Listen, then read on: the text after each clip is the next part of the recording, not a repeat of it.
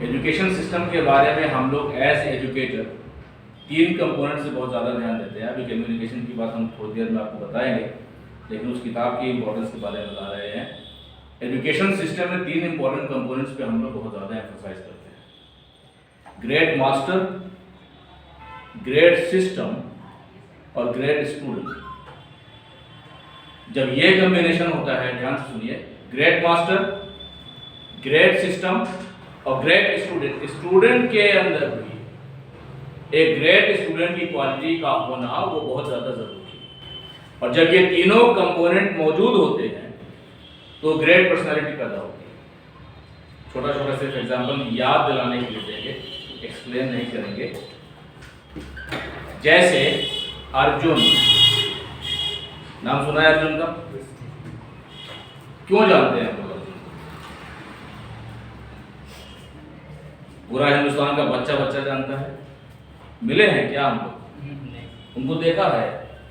कभी देखा नहीं है, कभी मिले नहीं है, कभी उन्होंने हमसे मुलाकात नहीं की, लेकिन हिंदुस्तान का बच्चा बच्चा उनको जानता है। क्यों जानता है? Because of the performance. Because of the performance. Which performance? हम जानते हैं अर्जुन को उनके निशाने के लिए। कौन सा परफॉर्मेंस था? निशाना, aim, clarity of aim. Arjun was a great performer, यानी ग्रेट पर्सनैलिटी। ये ग्रेट पर्सनैलिटी बनने में तीनों कंपोनेंट्स काम करते हैं: great master, great education system, उसके बाद स्टूडेंट का भी ग्रेट होना। तो आपके अंदर में ग्रेट स्टूडेंट की क्वालिटी हो, इस बात की इंपॉर्टेंस की खातिर इस एग्जांपल को थोड़ा सा इलुस्ट्रेट करते हैं। जैसे द्रोणाचार्य ग्रेट मास्टर थे, ये सब हम जानते हैं। क्या उन्होंने एक ही स्टूडेंट को पढ़ाया था? ऐसी बात तो नहीं है। He was great master, his education system also was great, लेकिन एक ही स्टूडेंट को तो नहीं पढ़ाया था। कितने स्टूडेंट को जानते हैं हम लोग? अर्जुन एक स्टूडेंट। क्यों ऐसा होता है कि ग्रेट मास्टर और ग्रेट एजुकेशन सिस्टम से कोई कोई ग्रेट पर्सनालिटी निकलती है? वही पे तीसरा कंपोनेंट है ग्रेट स्टूडेंट।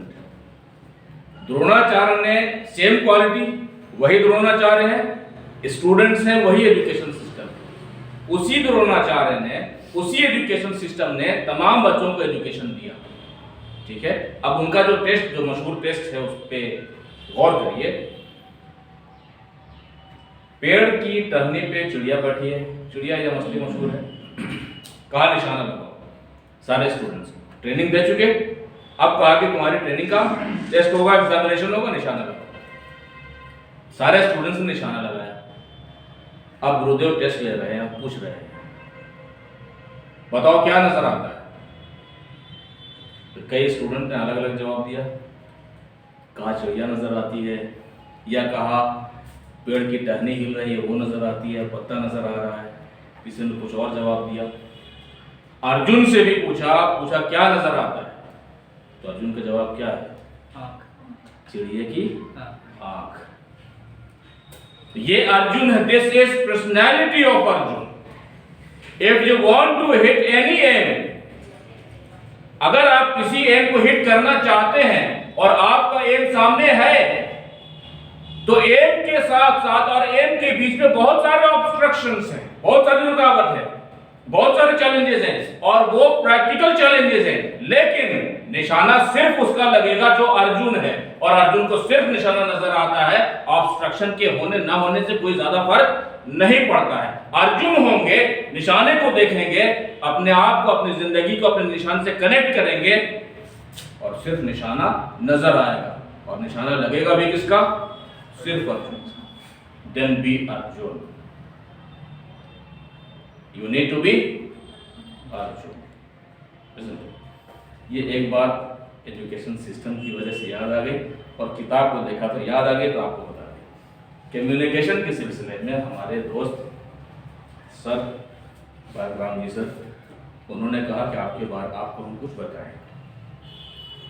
कम्युनिकेशन के कई कंपोनेंट्स होते हैं, और कम्युनिकेशन में हम खास तौर पे जिस ट्रेनिंग को देते हैं और जिस पर वर्क करते हैं वो है इफेक्टिव कम्युनिकेशन। कम्युनिकेशन का मीनिंग आप लोग जानते हैं, एबिलिटी टू कन्वे मैसेज। बात को, कोई मैसेज को कोई एक सेंडर, बोलने वाला किसी से बोलता है, जो बात बोलना चाहता है वही बात बोलता है, जो हमने बोला आपने वही सुना, और हम जो समझाना चाहते थे आपने वही समझा, तो इसी को कहते हैं कम्युनिकेशन। लेकिन अगर ऐसा हुआ कि हम बोलना कुछ और चाह रहे थे, हमने बोला लेकिन हम कुछ और हमने बोल दिया, तो that is actually not communication. That can be message, that can be words, that can be information, but that can not be communication. ये बात समझ में आई? जो बात कहना चाह रहे थे वही बात कहा, जिससे कहना चाह रहे थे उसी से कहा, और जो हमने कहा उसने वही सुना और वही समझा। ये कम्युनिकेशन है। इफेक्टिव कम्युनिकेशन, आपका कम्युनिकेशन इफेक्टिव कब बनेगा? जब आप जो इंपैक्ट लाना चाहते थे या जो रिजल्ट आप लाना चाहते थे वही रिजल्ट आया, तो आपका कम्युनिकेशन इफेक्टिव है। If your communication is able to bring the desired result, that communication is effective. Clear है? ये एक बात हमने बताई। लेकिन इफेक्टिव कम्युनिकेशन सीखने के लिए उसके कंपोनेंट्स को जानना समझना जरूरी है। उसमें कई कंपोनेंट्स हैं। एक चीज पे हम अभी आपको बताएंगे ताकि आपको एज ए स्टूडेंट हर दिन क्लास में वो मदद करेगा। कंपोनेंट्स बता देते हैं ताकि आपको इफेक्टिव कम्युनिकेशन की जो आउटलाइन है वो आपको हमेशा समझ में आ जाए और आपके लिए फायदेमंद। इफेक्टिव कम्युनिकेशन को मोटा मोटी हिस्सों में हम लोग बांटते हैं। उसमें से एक चीज को थोड़ा सा डिस्कस करेंगे।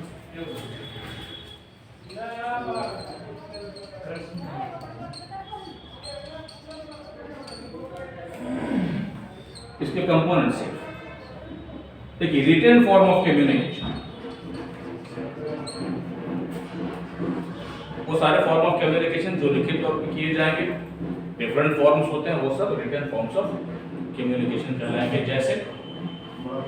जैसे letter, application, inquiry, memo, sales letter, inquiry letter, application for different purposes, it जितने भी लिखित फॉर्म में होंगे वो सब written form of communication. Examination में जो आप कॉपी लिखते हैं that is also written form of communication.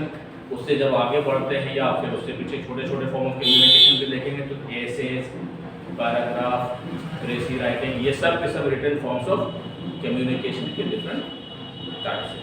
इससे आगे बढ़ते हैं तो आर्टिकल, और आगे बढ़ते हैं तो बुक, ये सब क्या है? सब के सब रिटन फॉर्म्स ऑफ कम्युनिकेशन। सैकड़ों।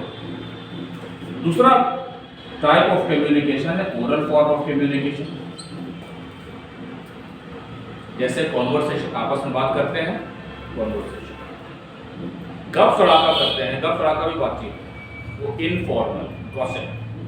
Conversation, discussion, group discussion, presentation, meeting, interview, viva वोटिंग, panel interview, survey, lecture, conference, workshop, seminar, symposium, ये सब क्या है? सब का सब oral forms of communication. Counselling, ये भी ओरल फॉर्म ऑफ कम्युनिकेशन का हिस्सा है। तो हमने दो टाइप ऑफ कम्युनिकेशन बताया। तीन टाइप ऑफ कम्युनिकेशन होता है मेनली। तीसरा है इमेज मैनेजमेंट। इमेज मैनेजमेंट ये भी एक तरह का कम्युनिकेशन है जो बोल करके नहीं, लिख करके नहीं, लेकिन कैसे ड्रॉ करके हो सकता है। इमेज, साइन से कम्युनिकेशन होता है, और इमेज के बगैर आप सर से पैर तक जो दिखाई देते हैं वो भी एक इमेज है। कुछ सिंबल्स बनाए हुए होते हैं, उससे भी कम्युनिकेशन होता है, वो भी एक तरह का इमेज कम्युनिकेशन है। लेकिन अभी आप अपनी बात करें, that is also a form of communication. Sir से पैर तक जो आप हैं वो आपकी इमेज है, आपकी तस्वीर है। उसके भी डिफरेंट कंपोनेंट्स होते हैं। जैसे आपका फिजिकल अपीयरेंस, कपड़ा, जैसे आपका चेहरा, चेहरे का एक्सप्रेशन, फेस एक्सप्रेशन, काउंटेनेंस भी कहते हैं, कम्युनिकेशन में इसको कहते हैं kinesics, eye contact, body language, फिर जो आप बोल रहे हैं लैंग्वेज जिस अंदाज में बोल रहे हैं पैरालिंग्विस्टिक्स, आपकी आवाज़ की उतार चढ़ाव, मध्यम, तेज, पॉज, स्टॉप, ये सब क्या है पैरालिंग्विस्टिक। आपका कॉन्फिडेंस, ये सारे कंपोनेंट काहे के हैं, आपकी इमेज के हैं। और आपकी ये इमेज अगर इन सारे कंपोनेंट्स को आप प्रॉपरली यूटिलाइज करते हैं तो आपकी पॉजिटिव इमेज डेवलप होगी, इंप्रेशन क्रिएट होगी। इसीलिए इस कम्युनिकेशन को कहा जाता है इमेज मैनेजमेंट। इमेज के सारे कंपोनेंट्स यानी physical appearance, face expression, eye contact, body language, confidence, language और पैरालिंग्विस्टिक और कंटेंट भी कहेंगे। जब ये सारे कंपोनेंट्स आपकी इमेज के प्रॉपरली यूटिलाइज किए जाते हैं तो आपकी एक बेहतरीन इंप्रेशन क्रिएट होती है। कहा जाता है effective personality, impressive personality.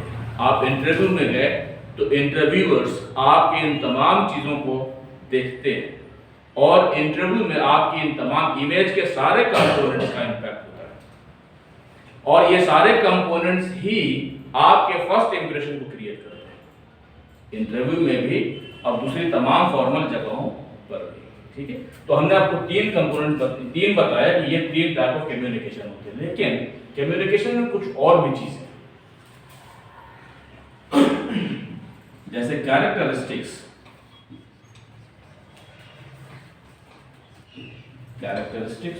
Of letters and speech. Written form of communication के कैरेक्टरिस्टिक्स और ओरल फॉर्म ऑफ कम्युनिकेशन के कैरेक्टरिस्टिक्स, वो 7 कैरेक्टरिस्टिक्स होते हैं, वो अभी के डिस्कशन का मौजूद नहीं। उसके बाद एक और कैरेक्टरिस्टिक्स होते हैं ऑफ योर कम्युनिकेशन।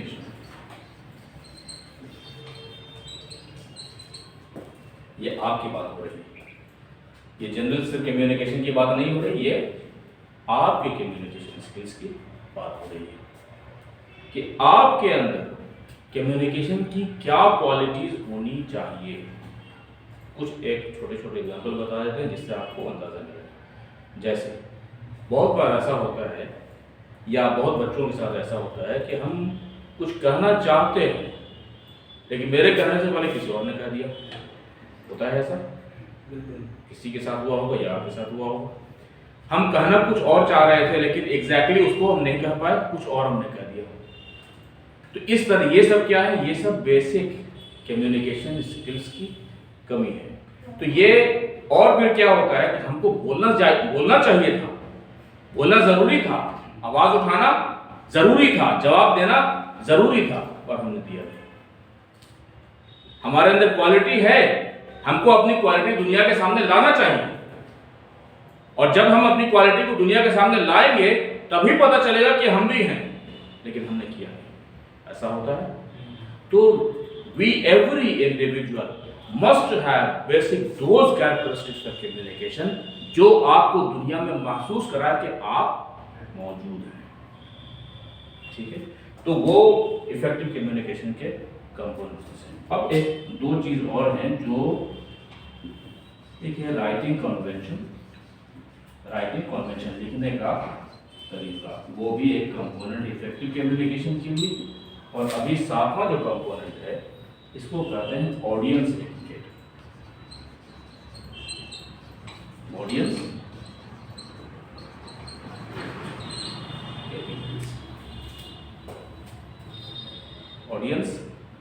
etiquettes.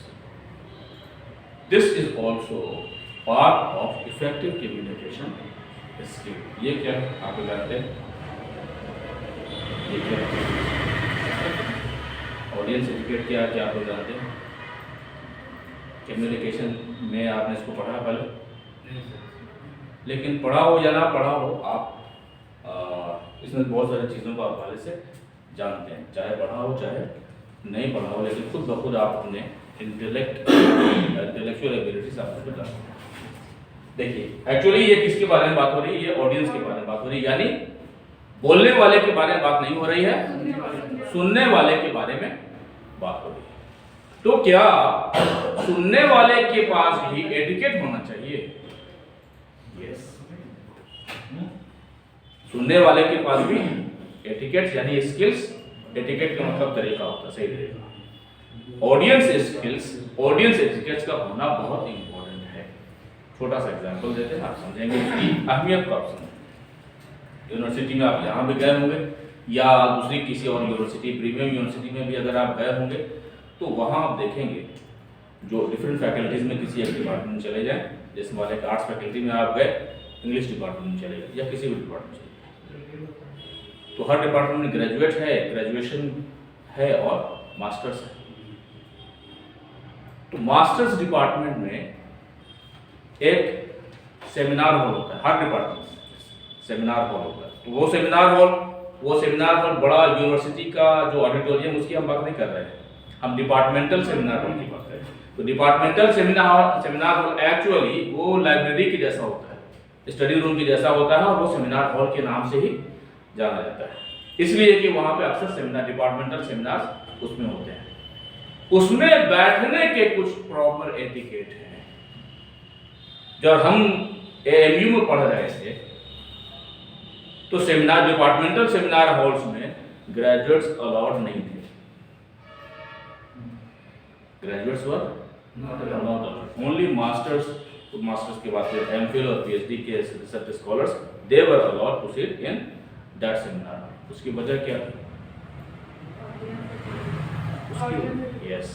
उसकी वजह ये थी कि graduates of premium institution, even graduates were not considered matured and developed enough to be seated in seminar. अभी तक enough etiquette इन्होंने नहीं सीखा है कि सेमिनार हॉल में बैठे, तो ऑडियंस एटिकेट इतना इंपॉर्टेंट है। अब वो ऑडियंस एटिकेट क्या है? बहुत चंद चीजें, फ्यू कुछ चीजें सिर्फ, लेकिन वो आपकी पूरी पर्सनालिटी उससे रिफ्लेक्ट, पूरी पर्सनालिटी। 12 ये कम्युनिकेशन स्किल का हिस्सा, कुछ चीजें उसको बताते हैं। जैसे किसी भी एक फॉर्मल सेशन को जब हम अटेंड कर रहे हैं तो ऑडियंस का तरीका ये है, सबसे पहले अगर किसी चीज से डिस्टर्बेंस हो सकता है, जैसे आपका मोबाइल या पहले पेजर आता था, उसको आप साइलेंट कर दिया, बंद कर दिया, ये पहला एटिकेट, यानी मेक नो नॉइज किसी भी तरीके से, चाहे गैजेट की वजह से हो, चाहे आपकी बॉडी लैंग्वेज की वजह से, बेंच खसक गया या चेयर खसक गई या उसमें कोई चीज गिर गया, ऐसा नहीं होना चाहिए। There should be no noise by the audience, ये पहला एटिकेट। दूसरा एटिकेट क्या है कि जिस भी फॉर्मल सेशन को आप सुन रहे हैं, पे फुल अटेंशन, नॉट सिर्फ कान ही नहीं बल्कि दिमाग और दिल भी पूरा स्पीकर की तरफ, so that you can get maximum knowledge from the speaker.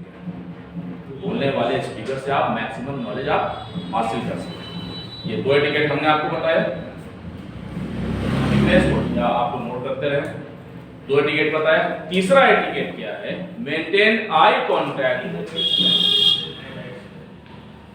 पहला etiquette, make no noise by anything, by mobile, by gadget और बाय बॉडी लैंग्वेज। दूसरा etiquette, pay full attention towards the speaker.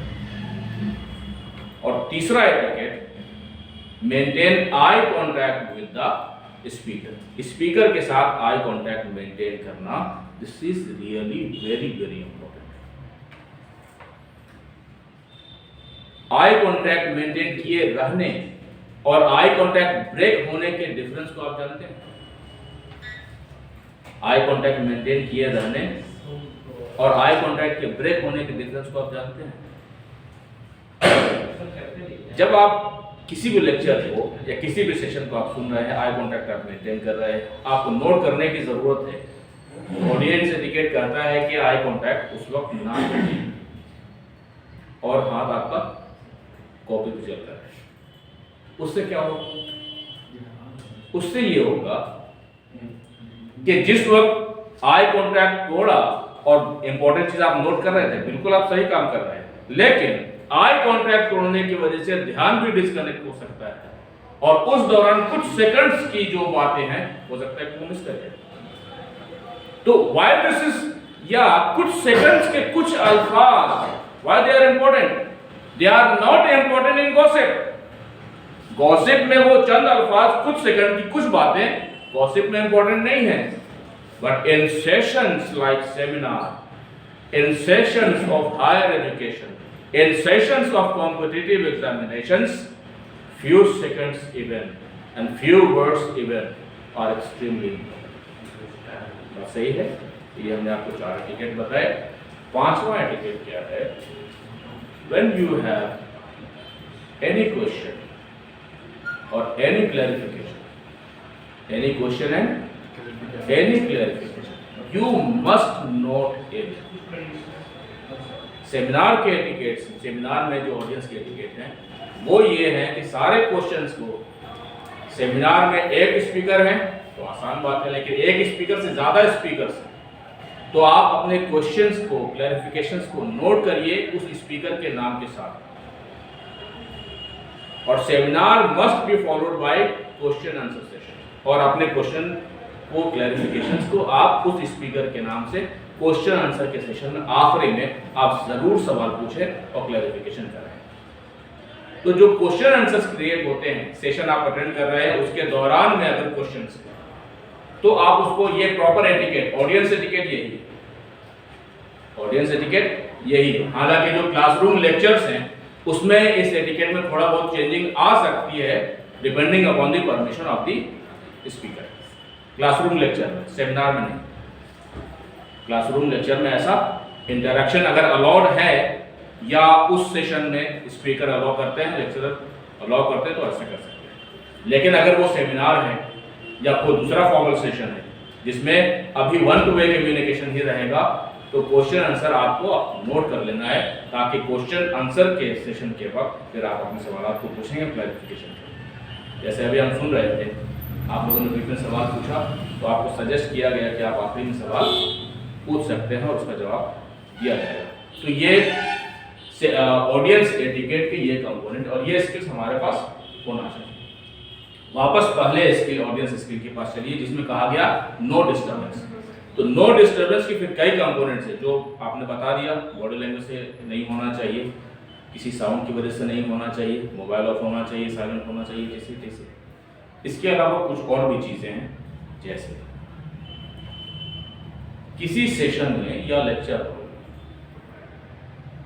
कोई एक student मान लिया कि late हो गया और वो इंटर कर रहा है, ये यूनिवर्सिटी क्लासरूम के एग्जिस्टिंग सिचुएशन के ऊपर बता रहे हैं।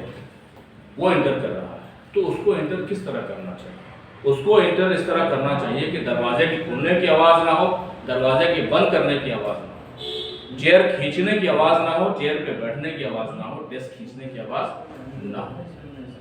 अगर हमारे पास प्रॉपर ऑडियंस एटिकेट नहीं है तो चेयर खींचेंगे कहाँ, डेस्क पे बैठेंगे तो आवाज़, दरवाज़ा बंद करेंगे तो आवाज़। It means that person does not have any etiquette, कोई भी उसके पास तमीज़ नहीं है। So that is why audience etiquettes are important. और audience etiquette क्या है? इस कौन से स्किल का पार्ट है? Audience etiquettes are part of communication skills. तो मेरे ख्याल से ये एक इम्पोर्टेंट सेशन हर स्टूडेंट के लिए इम्पोर्टेंट होता है। कम्युनिकेशन के इस स्किल के अलावा हमने अर्जुन के बारे में बताया, तो आज यही 2 बातें हमारी तरफ से आप लोगों के लिए। We Arjun and follow these audience etiquettes. These are always useful. Thank you very much.